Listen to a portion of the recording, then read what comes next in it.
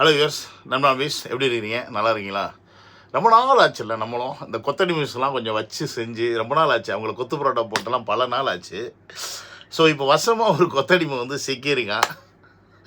அவனுக்கு நம்ம வச்ச பேர் காண்டாமிருகத்துக்கு வேண்டாம் விருப்பம் பிறந்தவர் என்ன சொல்கிறது கருங்குரங்கு அப்படின்னு தான் ஒரு பேரை வச்சோம். ஒரு வாட்டி வீடியோ போட்டு புலம்புனா ரொம்ப நாளைக்கு அப்புறமா சீதபதி வாயன் வந்து மாட்டிருக்கான் நம்மகிட்ட திருப்பி. அவனை இன்றைக்கி தான் வச்சு செய்யலாம் அப்படின்னு முடிவு பண்ணிட்டேன். ஏன்னா நமக்கு கொஞ்சம் ரிலாக்ஸேஷன் தேவைப்படுது. நமக்கு கொஞ்சம் ரிலாக்ஸேஷன் தேவைப்படுது. ரொம்ப அப்படியே எப்படி சொல்கிறது நாய் டம்ளர் பாய்ஸு மற்றதை விஷயத்தை பேசி கொஞ்சம் டென்ஷனாக ஸ்ட்ரெஸ்டாகவே போயிடுச்சு. இன்றைக்கி வந்து ஃபுல் ஃபன் மூடு தான். இன்றைக்கி சிக்குச்சுரா சீனாதானா அப்படின்ற கதை தான் இன்றைக்கி.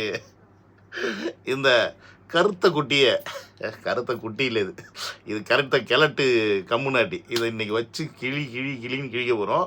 ஏன்னா இவருக்கு வந்து அப்படியே டென்ஷன் ஆகிட்டாரான். டென்ஷன் மாநாடு பார்த்து தளபதி மாநாடு பார்த்து டென்ஷன் ஆகிட்டே. நீ ஏன்டா டென்ஷன் ஆகிற நீங்கள் ஏன்டா டென்ஷன் ஆகாமல் இருக்கணும்? டென்ஷன் ஆகிறதுக்கு தாண்டா அவர் மாநாடே போடுறாரு அப்படின்றது தான் இந்த வீடியோ நம்ம விலக போகிறோம். வாங்க போய் அப்படியே இந்த கழுது குட்டியை வச்சு செய்வோம். என்னோட சேனல் யாராவது ஃபஸ்ட் டைம் வரீங்க அப்படின்னா சப்ஸ்கிரைப் பண்ணிவிட்டு பெல் பட்டன் சொன்னால் ஷேர் பண்ணுங்கள். மறக்காமல் சப்ஸ்கிரைப் பண்ணிடுங்க. மற்ற விஷயத்த அப்படியே பண்ணிடுங்க. வாங்க உள்ள போகலாம்.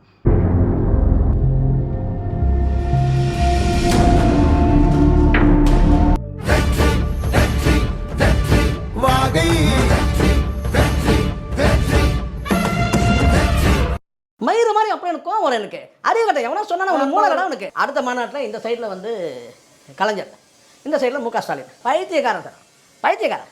இதை போய் ஆகான்றானுங்க சில பேர். ஒரு ஸ்ட்ராட்டஜி எடுத்துட்டாரு, இதை எடுத்துட்டாரு, பிடிக்கிட்டாரு.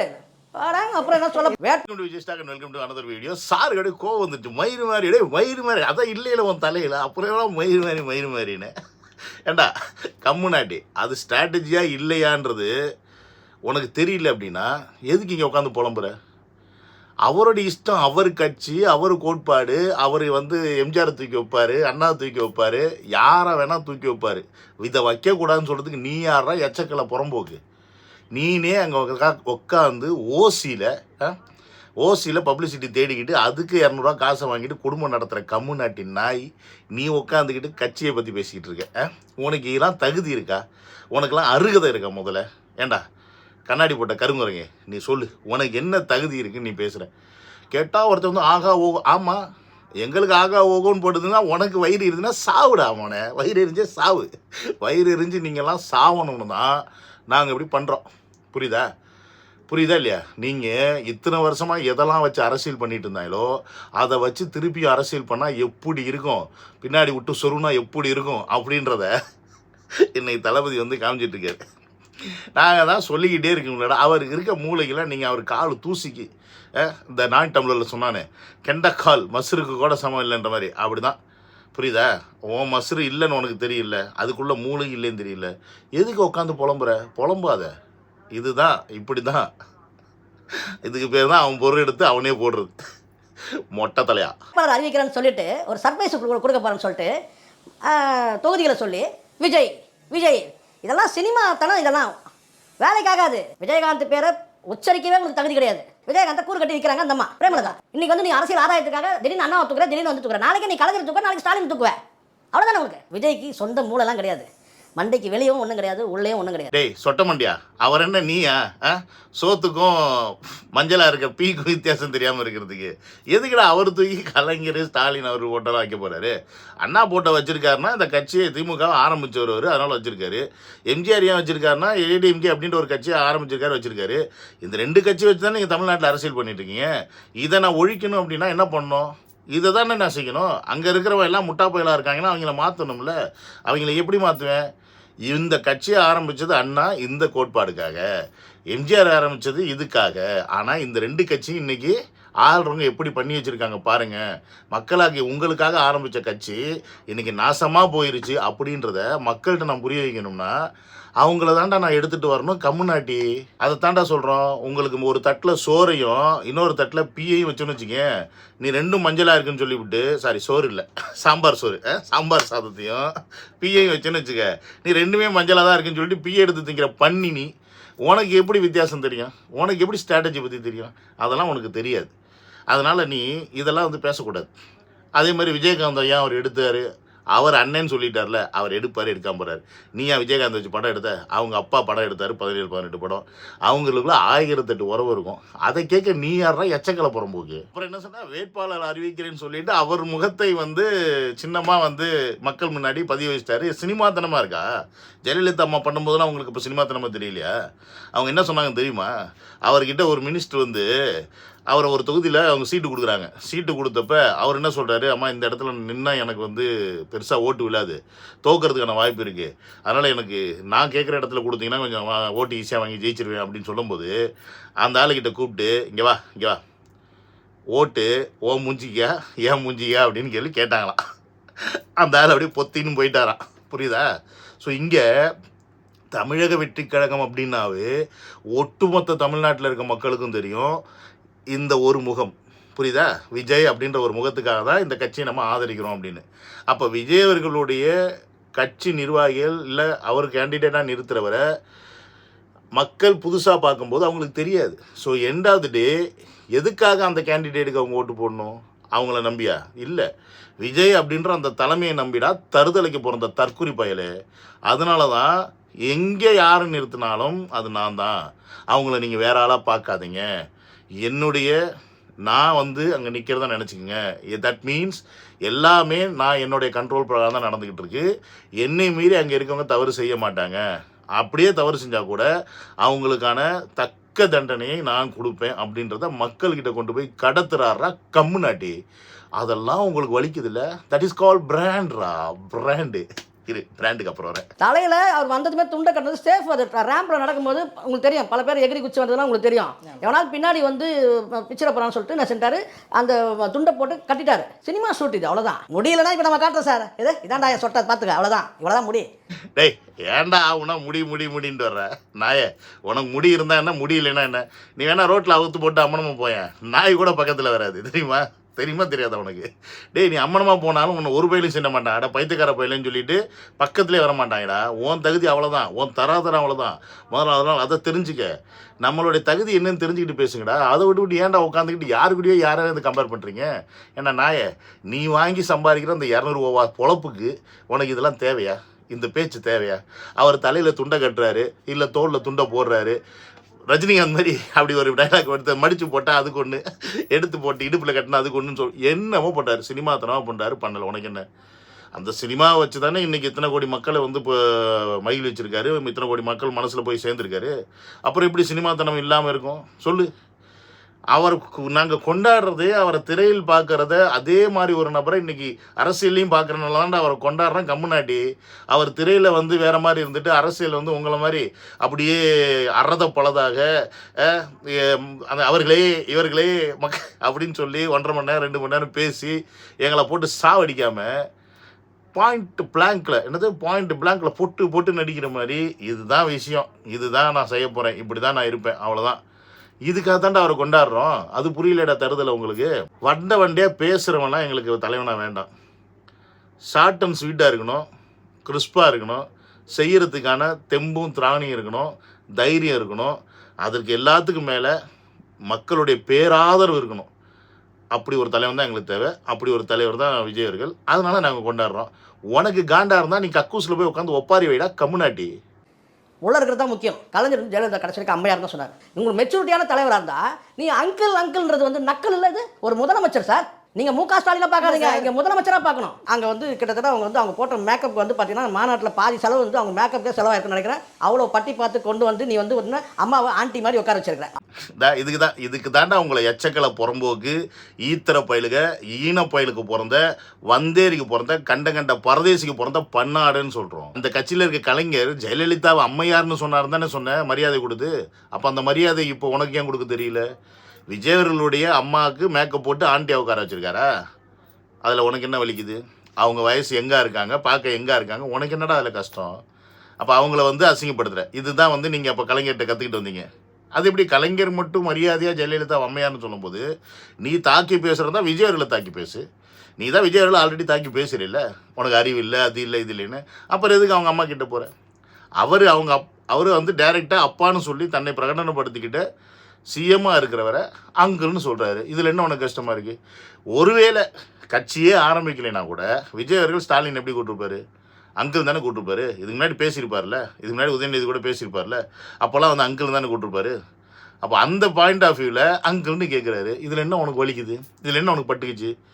அவர் அங்கிள்னு சொல்லாமல் ஆண்டின்னு சொன்னாதான்டா தப்பு. நீ பர்சனலாக தாக்குறீங்க, ஆனால் அவர் பர்சனலாக ஒன்றும் தாக்கலையே. அவர் அங்கிள்னு நான் கூப்பிடுற மோடில் அவர் அங்கிள்னு கேட்டிருக்காரு. சரி, இப்படியே இதெல்லாம் வச்சுக்கிட்டா கூட அவர் ஒரு பிராண்டு கிரியேட் பண்ணார்ல. ஜெயலலிதா வந்து தன்னை அம்மா அப்படின்னு வந்து தமிழ்நாட்டில் பிரகடனப்படுத்திக்கிட்டாங்க. அந்த மாதிரி தான் ஒரு அப்பா, தமிழ்நாட்டுக்கே அப்பா அப்படின்றத அவர் கொஞ்சம் கூட யோசிக்கல. அப்படி சொன்னால் தப்பாக போயிருமேன்னு யோசிக்காமல் தன்னை அப்பா அப்படின்னு பிரகடனப்படுத்திக்கிட்டாரு. நீ சொன்ன யாரோ 1-2 ஸ்ட்ராட்டஜிஸ்ட் விஜய்க்கு வச்சு சொல்கிறாங்கன்னு சொன்னேன்ல, அதே மாதிரி ஏதோ ஒரு சில கம்முனாட்டிங்க இதை போய் அவர்கிட்ட சொல்லியிருக்காங்க. அவரும் இதை உட்காந்து தலையாட்டி ஓகேன்னு தலையாட்டியிருக்காரு ஸ்டாலின் சார் அவர்கள். அப்போ அவர் இதை யோசிக்கலை. இந்த வயசில் நம்ம அப்பான்னு சொன்னால் அது தப்பாக போயிருமே, எப்படி அதை சொல்லலாம் அப்படின்ற அந்த பாயிண்ட்டை யோசிக்காமல் அவரும் அதுக்கு தலையாட்டியிருக்காருன்னா, அப்போ அவருக்கான ஒரு ஸ்ட்ராட்டஜிஸ் எவனோ ஒருத்தர் வந்து சொல்லியிருக்கான்ல, அப்போ என்ன இதுக்கு நீ வந்து அதை கேட்கல? ஏண்டா, அது மட்டும் இல்லாமல் ஒரு அப்பான்ற ஒரு பிராண்டை அவர் தமிழ்நாட்டில் நிறுவனத்துக்கு எவ்வளோ கோடிகள் செலவு பண்ணி ஒன்றும் பண்ண முடியல. ஆனால் 5 செகண்டில், என்னது 5 செகண்டில் அங்கிள் அப்படின்ற ஒரு வார்த்தையை சொல்லி ஒட்டுமொத்த இந்தியா ஃபுல்லாக பப்ளிசிட்டி பண்ணி ஒட்டுமொத்த பிராண்டையும் பட்டுன்னு போட்டு உடச்சிட்டு போயிட்டாப்புல. இன்னைக்கு உட்காந்து 4 நாள் ஆச்சு, இன்னும் கதறிட்டு இருக்கீங்க. அங்கிள்னு சொல்லிட்டார், அங்கிள்னு சொல்லிட்டார், அங்கிள். ஐயோ, அவர் தான் ஆல்ரெடி அவர் என்னெல்லாம் பண்ணுவேன், எப்படிலாம் இருப்பேன் அப்படின்றது எல்லா படங்கள்லையுமே காமிச்சிருக்காரு. எல்லா படங்கள்லையுமே காமிச்சிட்டு வந்திருக்காரு. முக்கியமாக சர்க்கார் படத்தில், அது இந்த படத்தை எடுத்ததே சன் பிக்சர்ஸ் தான். அதுதான்டா இருக்கிறதுல மிகப்பெரிய காமெடி. சர்க்காரை எடுத்து சர்க்கார் படத்தில் அப்படியே என்ன பண்ணாரோ, அந்த படத்தில் என்ன பண்ணாரோ அதை ரியல் லைஃப்பில் பண்ணிக்கிட்டு இருக்காரு.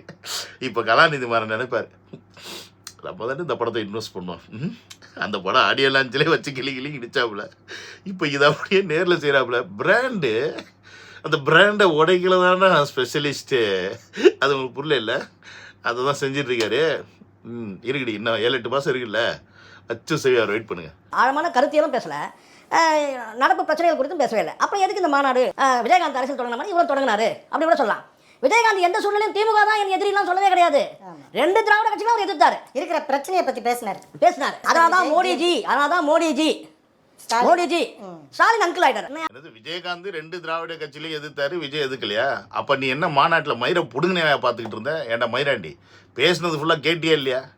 அவர் தெளிவாக 2 பேரை அட்டாக் பண்ணுறாரு. ஒன்று வந்து கொள்கை எதிரின்னு சொல்லிட்டு பிஜேபி சொல்கிறார், இன்னொன்று அரசியல் எதிரியாக திமுக டிக்ளேர் பண்ணிட்டாரு.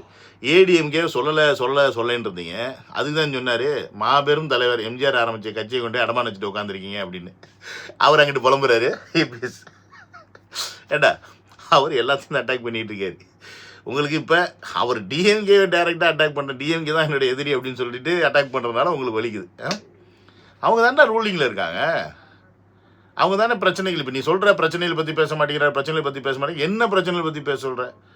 இந்த 5 வருஷம் ஆட்சியில் 1 லட்சம் போராட்டத்துக்கு பர்மிஷன் கொடுத்துருக்காரு அப்படின்னு சொல்லி அப்படின்னு சொல்லி நிறைய அரசியல் தலைவர் பேசுகிறாங்க. ஏன் முக்கியமாக சீமானே ஏகப்பட்ட கேள்வி கேட்டுட்டு இருக்காப்புல, 1 லட்சம் போராட்டத்துக்கு பர்மிஷன் கொடுத்துருக்கீங்க, அப்போ இது நல்ல அரசாங்கமானு.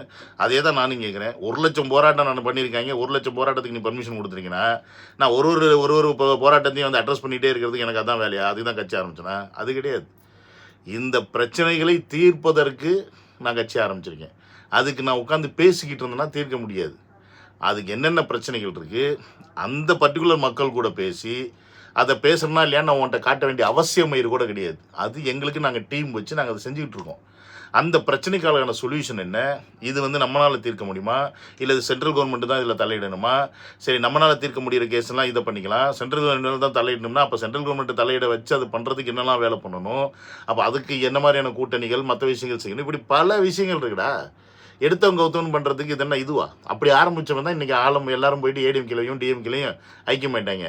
இங்கே எடுத்தவங்க கௌச்சம்லாம் ஒரு கட்சி ஆரம்பிக்கல. அப்படி ஆரம்பிக்கணும்னு நினச்சிருந்தாருன்னா அவங்க அப்பா 5 வருஷத்துக்கு முன்னாடி ஆரம்பித்தப்பயே இவரும் போய் சேர்ந்துருக்கலாம்.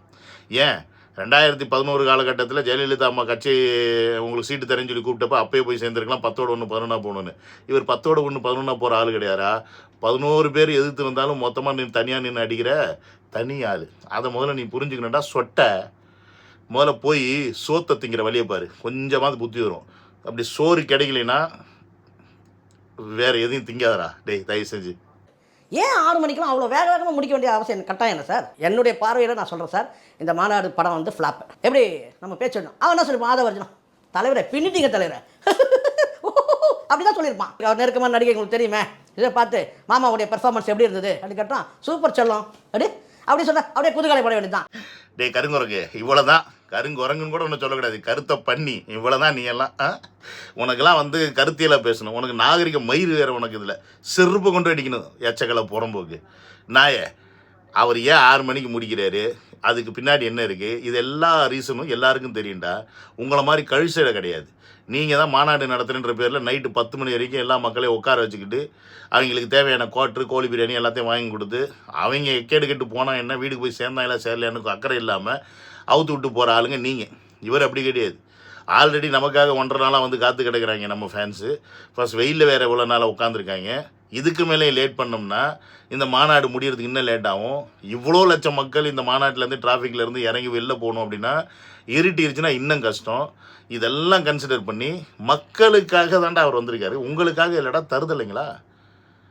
ஏண்டா தற்கொலை பரதேசிங்களா, நீங்கள் கட்சி நடத்துகிறீங்க, உங்களை கன்வின்ஸ் பண்ணணும், உங்களை அரவணைச்சிக்கணும், உங்களை வந்து நைஸாக பேசி அப்படியே அட்ஜஸ்ட் பண்ணிக்கணும், அப்படிலாம் வரல. அவர் மக்களுக்காக வந்திருக்காரு. அதனால தான் அவர் மக்களுடைய சிச்சுவேஷன் என்ன, மக்களுடைய தேவை என்னன்றது புரிஞ்சுக்கிட்டு அதற்கேற்ற மாதிரி செய்கிறாரு. மாநாடை 4 மணிக்கு நடத்த வேண்டிய மாநாடு அவசர அவசரமாக ஆரம்பிக்க வேண்டிய அவசியம் இங்கே இருந்துச்சு அவங்களுக்கு. ஏன்னா கூட்டம் கூடிருச்சு, நிற்க முடியல, வெயிலில் அவ்வளோ கஷ்டம். அவ்வளோ ஃபெசிலிட்டிஸ் பண்ணி கொடுத்தும் அந்த மக்கள்னால அந்த வெயிலை தாங்க முடியல. இருந்தாலும் வேறு வழி இல்லாமல் அவ்வளோ பேர் இருந்தாங்க. ஸோ மாநாட்டை சீக்கிரம் ஆரம்பித்தார், முடித்தார். உங்களை மாதிரி உட்காந்து 4 பேச்சாளர்களை இறக்கி வண்டையாக 4 கட்சிக்காரனை திட்ட வச்சு அதற்கப்புறமா அவனை வந்து அவன் இப்போ நீங்கள் உட்காந்து திட்டிகிட்டு இருக்கியே இந்த மாமா த்ரிஷான்னு சொல்லிட்டு, இல்லை திருந்துங்கண்ணா. உன்னை உன் பொண்டாட்டி முதல்ல மாமான்னு கூப்பிடுதான்னு போய் பாடுறா, முதல்ல அதுக்கான வழியை பண்ணுறா. அதுவே இருக்காது. அப்புறம் ஏன்டா நீங்கள் அவரை யார் மாமான்னு கூப்பிட்டா என்ன, அவர் மாமான்னு கூப்பிடலன்னா உனக்கு என்ன? அதாவது இப்போ நீங்கள் வந்து இதை இப்படி திரிகிறீங்க. அவர் வந்து ஒரு தமிழ்நாட்டில் இருக்க ஒட்டுமொத்த தங்கச்சிகளுக்கும் இனி நான் தான் தாய் மாமா அப்படின்னு சொன்னனால இப்போ த்ரிஷாவை அப்படி கோத்து விட்டு அவர் மாமான்னு சொல்லி அந்த மாதிரி நீ கோத்து விட்ற. ஏண்டா இப்போ எவராது டீசெண்டாக அவர் அங்கிள்னு சொன்னார், நீ மாமான்னு சொல்கிற. சரி, நீ மாமா வேலை பார்க்குற கம்முனாட்டி தான் இந்த மாமான்ற வார்த்தையை வச்சுக்கிட்டு எவ்வளோ மாடுலேஷன் பண்ண வேண்டியதாக இருக்குது. டேய் எச்சக்கலை புறம்போக்கு, நீ வாங்குகிற காசுக்கு கூற புரியுதா? ஆனால் அங்கே வந்த கூட்டம் இருக்குது பார்த்தியா, தான் சொந்த காசை போட்டு சொந்த டைமை வந்து யூஸ் பண்ணி 1 நாள் 2 நாள் வெளிநாடுகளில் இருந்துலாம் வந்து அவரை பார்த்தா மட்டும் போதும் அப்படின்ற அந்த மாதிரி ஒரு எண்ணம் படைத்த மனசு படைத்த கூட்டம். அந்த கூட்டத்துக்கு முன்னாடி நீங்கள்லாம் உங்களெல்லாம் கால் தூசின்னு கூட சொல்ல முடியாதா? நீங்கள்லாம் வந்து எப்படி சொல்கிறதுனா சாக்கடையில் போகிற கழிவை விட கேவலமானவங்க அப்படின்றது தான் உண்மை, புரியுதா? அதனால் அதெல்லாம் வந்து இங்கே இந்த கிடையாது. ஸோ நீ எவ்வளோ வேணால் கூவுங்க, நீ எத்தனை பேரை வேணால் உட்காந்து கூவுங்க, பிரச்சனை கிடையாது. மக்களுக்கு தெரியும் அவர் யார், என்ன பண்ணுறாரு, ஏது பண்ணுறாருன்னு. புரியாமல் சில பேர் இருந்தாங்க அப்படின்னா அவங்கள புரிய வைக்கிறது எங்களுடைய வேலை. அதை நாங்கள் புரிய வச்சுக்கிறோம். நீங்கள் கதறுங்க, நீங்கள் எவ்வளோ கதறீங்களோ அவ்வளோக்கு எங்களுக்கு பெனிஃபிட் அப்படின்றது புரியாமையே கதறிக்கிட்டு இருக்கீங்களேடா பண்ணாடைகளா. முதல்ல புரிஞ்சுக்குங்கடா. இத்தனை வருஷம் பாலிடிக்ஸ்லேருந்து என்னடா பிடுங்குனீங்க? புதுசாக ஒருத்தர் வந்து பாலிடிக்ஸ் பண்ணும்போது உங்களால் ஒன்றும் பண்ண முடியல. நீங்கள் பழைய மோடிக்கே பாலிடிக்ஸ் பண்ணி எல்லாத்தையும் அப்படியே அந்த வேவ் லென்த்துக்குள்ளே இழுத்துட்டு போயிட்டீங்க. இன்றைக்கி அந்த வேவ் லென்த்துலாம் கொஞ்சம் கூட ஒட்டாமல் உரசாமல் அப்படியே தனியாக ஒருத்தர் துண்டாக நிற்கவும் எப்படி சமாளிக்கிறதுனே தெரியாமல் முழிச்சிக்கிட்டு இருக்கீங்களே. அந்த சஸ்பென்ஸோடையே சாவுங்களா எல்லாம் அப்படின்றத சொல்லி இந்த வீடியோ முடிச்சுக்கிறேன். சரி, நான் அந்த வீடியோவில் டேக் கேர், பை.